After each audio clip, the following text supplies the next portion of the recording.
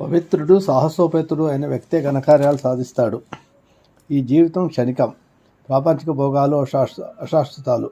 ఇతరుల కొరకు జీవించేవారే యథార్థంగా జీవిస్తున్నారు. తక్కినవారు జీవన్మృతులు. నా ఆశయాన్ని క్లుప్తంగా కొన్ని మాటల్లో చెప్పవచ్చు. అది మానవ కోటికి వారిలోని దివ్యత్వాన్ని గూర్చి బోధించి వారి జీవితం యొక్క ప్రతి కార్యకలాపంలోనూ ఆ శక్తిని ఎలా అభివ్యక్తం చేయాలో ప్రబోధించడమే అని వివేకానంద స్వామి ఉపన్యాసంలో చెప్పాడు.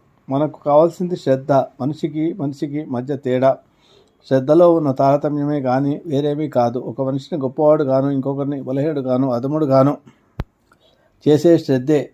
అంటే శ్రద్ధలోనే వ్యత్యాసం ఉంది. కాబట్టి శ్రద్ధ ప్రతి మనిషిలోనూ ఉండాలి.